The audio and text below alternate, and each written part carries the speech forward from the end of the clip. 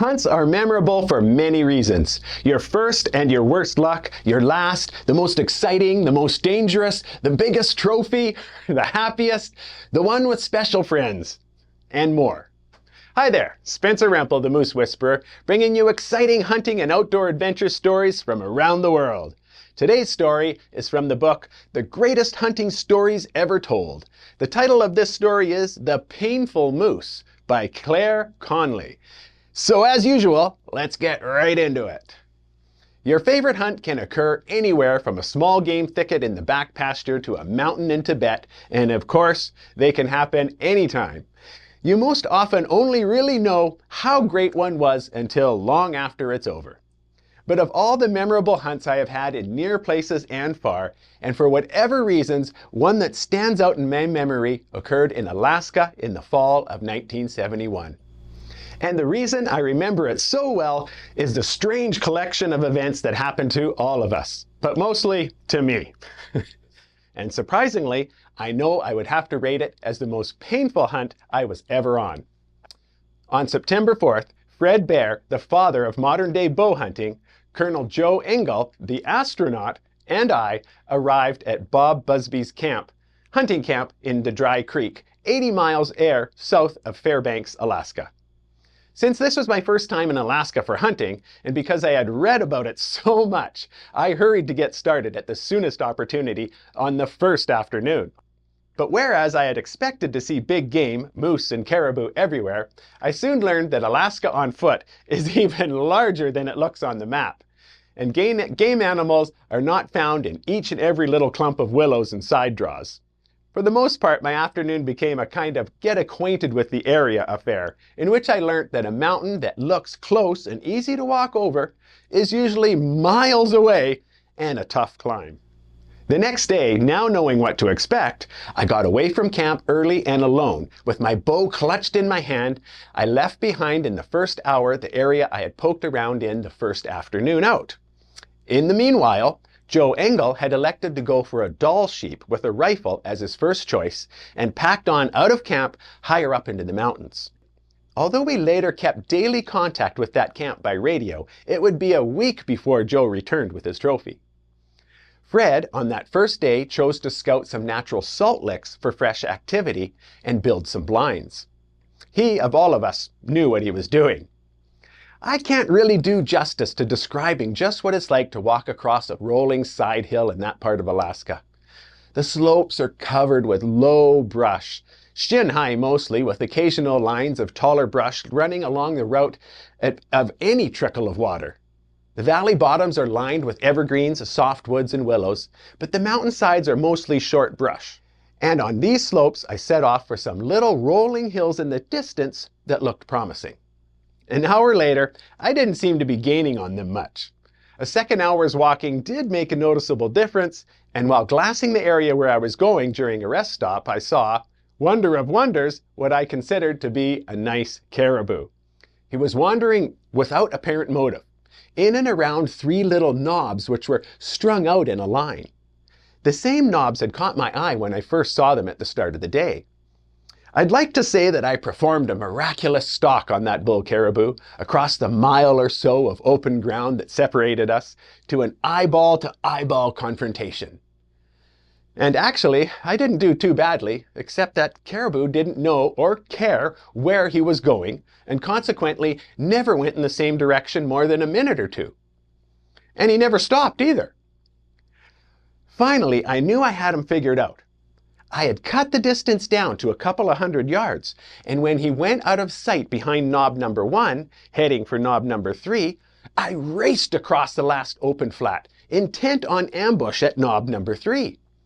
I got there, in position to draw, and waited. And waited. Finally, I decided I would chance a little peek around the knob just to find out what was taking the bull so long. All I saw was the tail end of a caribou vanishing in the wrong direction, around the first knob. I charged around knob number 3 and 2 and cut in between knob 2 and 1 for another interception. And there I was fooled again. The wandering caribou was now out in the flat 100 yards, watching me run crazily around. Finding that dull stuff, he started feeding and walking up the mountain, not particularly concerned. At that moment, I realized I had just as much chance of running into that bull caribou by going in the opposite direction as I did by following him. And I may have run into him again sometime for all I know. But how can you tell? Most of them all look alike. Anyway, I started back down the little line of knobs, which were actually on the crest of a draw that led down to one side of the main creeks in the drainage. Only they were back from the creek a half a mile or so, and were maybe 400 feet higher. Heavy, tall brush grew up on the slope from the creek, and by sneaking along the crest, I could scout the whole thing pretty well. This I was carrying off in style when I nearly ran into a moose lying in my path. Instantly, I dropped to my knees so I could be out of sight and look things over better. Then I realized it was just a calf moose, and he was asleep. But I told myself, if a baby moose is there, nearby maybe a papa moose is here with big antlers as well. So I tippy-toed back the way I came, went out of sight over the crest, and sneaked back in beyond where the calf was dozing. Then all hell broke loose. The calf got up about 20 yards away and stood and looked at me. But below, a big moose got up from the bed, standing broad jump that took him almost out of sight instantly. All I saw was the back end of an adult moose that looked like it was trying to cut around me or to get over the crest. Well, running for all I was worth on that muskeg and brush, I circled back around a low rise to the next logical pass where the moose might come out. My feet were as light as feathers as I raced over the muskeg. It was like running on a mattress. I had it made until one of my light feet hooked something. I remember a rather spectacular arching trajectory through the air, and then I hit. Oh, left arm holding my bow away, right arm extended over my head. Instantly, my right shoulder plowed into the muskeg, wrenching my arm back and away. It's not meant to go. I remember crawling back into a standing position and doing a mental checklist of all my working parts. Nothing seemed too bad. I had a funny feeling in my right shoulder, though, rather like all the muscles had been stretched to the ripping point and then let snap back. Then I tried to lift it. The grating, crunching, and popping was unbelievable.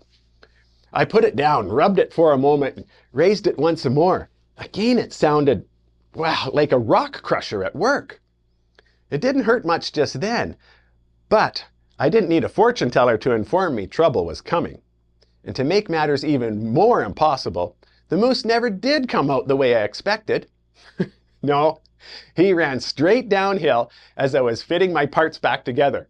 I saw him run out into the open at the bottom, and you know what? It turned out to be a she anyway, a big cow. My first non-reason event. I had a long walk back, and by now most of the day was used up, so I went downhill to the creek, which flowed to another creek that Busby's camp was on. I got back to the camp just in time for dinner. And by then, my shoulder was aching steadily and getting worse. Fred had investigated several salt licks, and although it seemed as if he wasn't hunting much, it was now obvious to me that setting up blinds near places that caribou and moose would frequent was the only practical way to hunt. He also learned that the main migration from summer range to winter range of the caribou had not come through, and that moose were not rutting yet. The next morning, after a pained, erratic sleep, I found it was impossible to move my arm more than an inch away from my side. The pain was so intense that all the strength in my right shoulder was gone, and my arm just hung uselessly at my side. That was a fine fix for a bow hunter who had at the very beginning of a hunt. All day long, I spent heating sand on the wood stove in the tent Fred and I shared, and then putting it into a plastic bag and packing it onto my shoulder. Oh, well, you know, that helped the pain, and by the end of the day, I could move my arm slightly. But I was still a long way from being able to hunt. Well, I had two choices. I could fly out to Fairbanks to a doctor or try to tough it out on the chance I would get better. I elected to stay on that dry creek. Even without hunting, it was still one of the most beautiful places I have ever seen. Even now, I would rather be there with a shoulder that hurts like hell than in a hospital bed in Fairbanks with nurses jabbing me with painkillers. Fred had much of the same attitude. It was just being there that counted. For several days, I just poked around camp and the nearby woods. Something that most hunters never take the time to do. And it was great.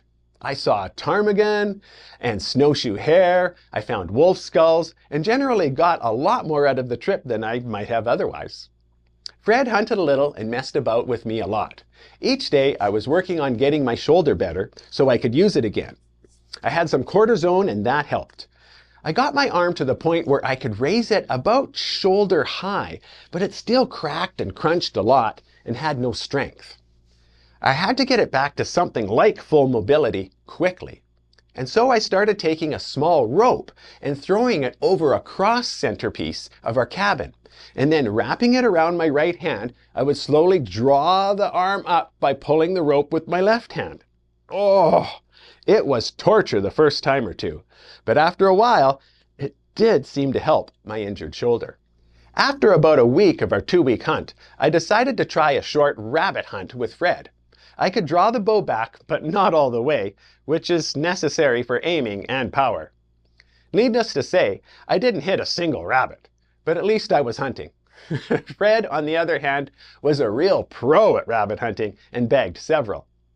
I remember once he stopped as we were chasing rabbits through the willows and remarked that we were hunting rabbits at the cost of a caribou and moose hunt. But it sure was fun. And it was. Fred also liked to ride and took long tours of the surrounding mountains.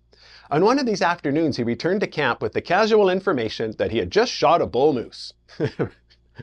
But that was a story unto itself, no matter how he tended to make it seem trifle.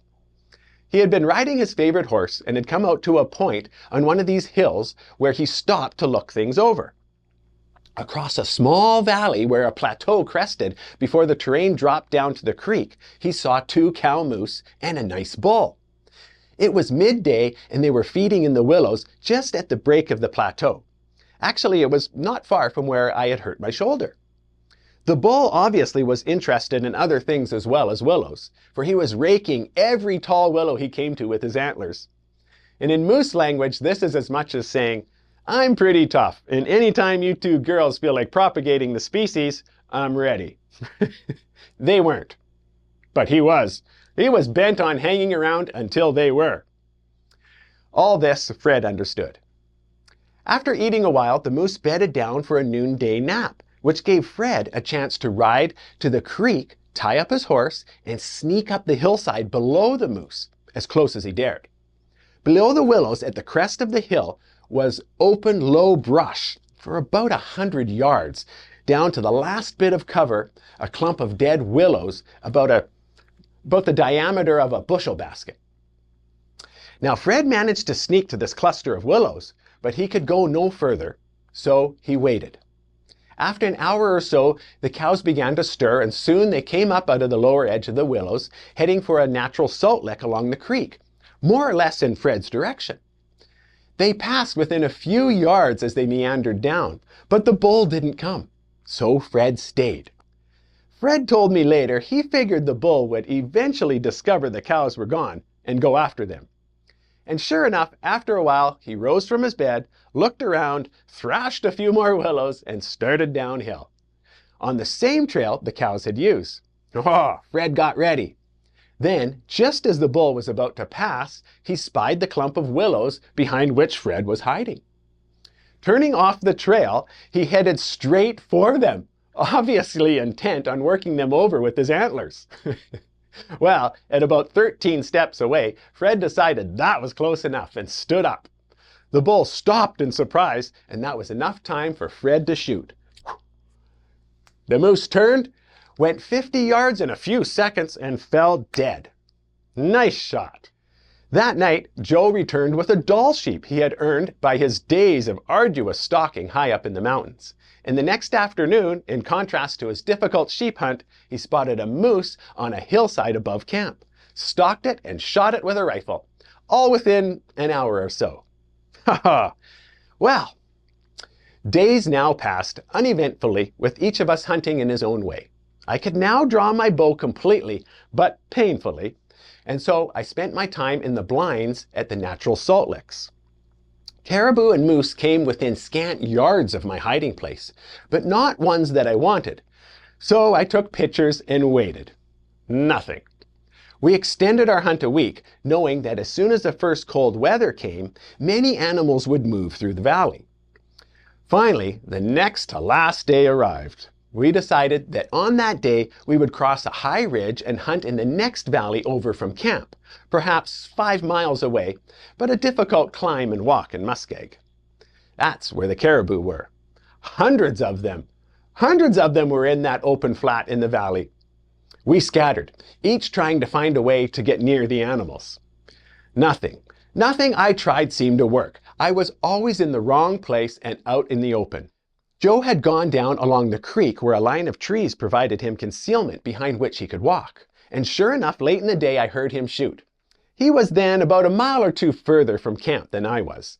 And I remember wondering how he could take care of his meat and get the trophy back to camp. I wasn't even certain of his exact location. He was that far away. Evening was coming and I had a long walk back across the muskeg, which is difficult crossing, even in the light. Mixed in with the low brush which drags your legs are endless number of small potholes the size of a bathtub and smaller. These must be avoided, because although some are shallow, some are deep and filled with mud. It's frustrating in the daytime and a nightmare in the dark. Also, there was always the climb back over the mountain to consider. After waiting as long as I could and watching for anyone else, I finally gave up and started back. It was dark before I reached camp. Everyone was there but Joe. We had a drink while we waited. Occasionally, one of us would step outside the cabin to shine a light and yell. No answer. Would he stay out all night? Well, we doubted it. Could he find his way back in the dark through the mountains and all the muskeg? Probably. But it would be slow and hard. At last, I decided to take a light and walk up as far as the top of the mountain where I could yell farther.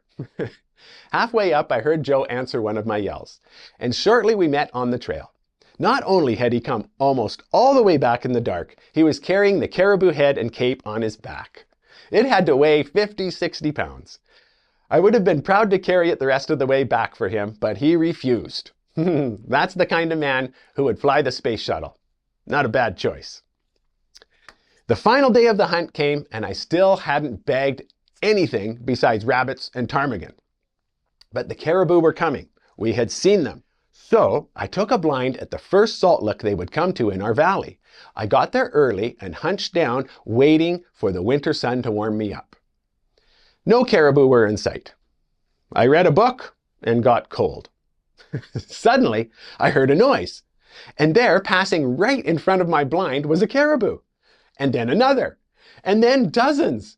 As they saw the lick, they began to run for it. Some nearly jumped over the blind in passing. It was exciting. Soon there must have been 50 or more right in front of me.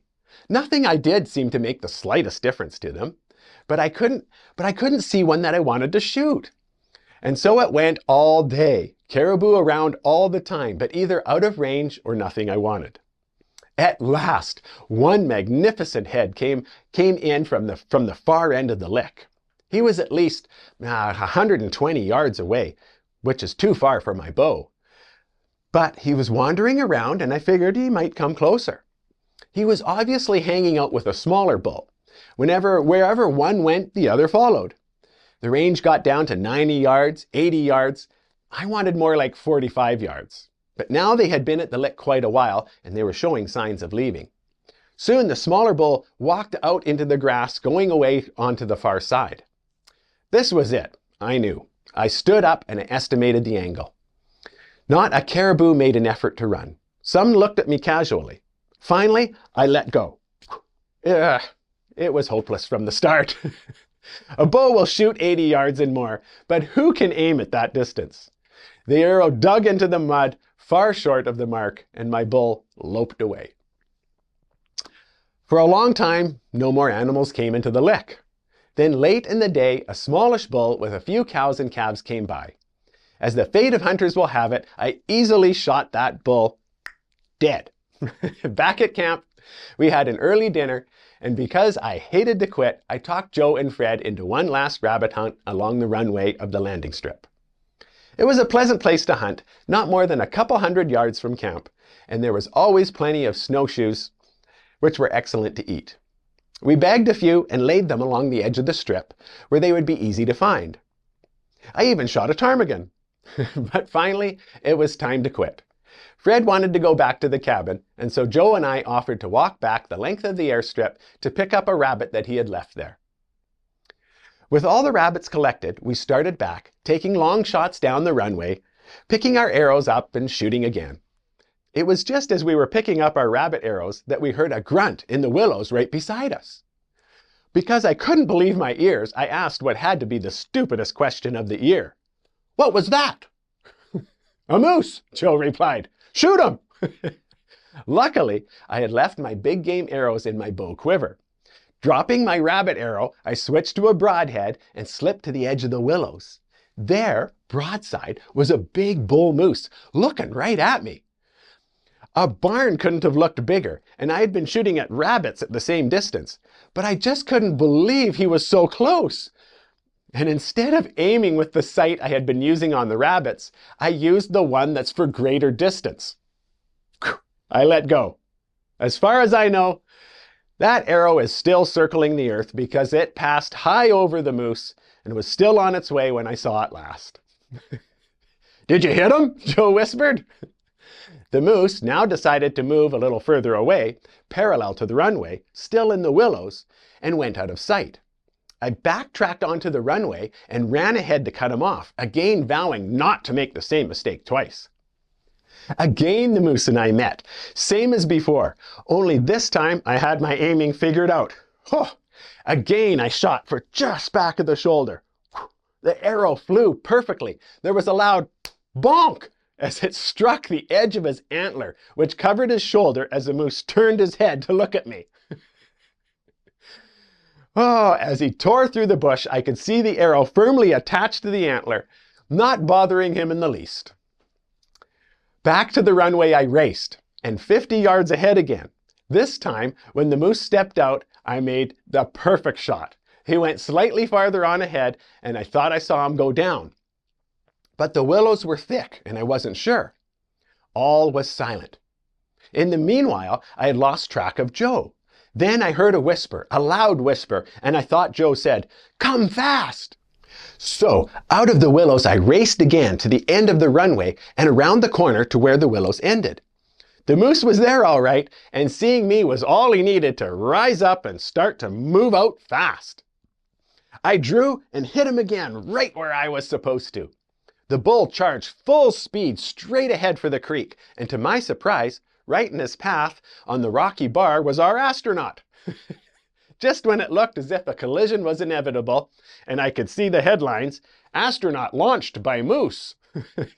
Joe crouched in a ball, and the moose stormed past, one antler passing right over Joe's head. 30 yards more, and the bull collapsed dead. The biggest one of the trip. Joe had actually whispered to me, "Hold fast." I learned later as we recounted the chaotic event. And so, what makes you remember one hunt more than another? If you have to ask, you haven't had one yet, but you will. You will. Well, that was a great story of what sounded to me like a not that experienced hunter who got to see a lot of action after toughing out his accidental injury. Have you ever hunted in Alaska? Maybe you've got a great story that you'd like the world to know. Send it in to me. Either write it out or by voice memo. Just email it to info@themoosewhisperer.com. Send in a few pictures and I can create a short bio on you, your partner, and the place you hunt. Hey, thanks for watching, folks. More stories to come.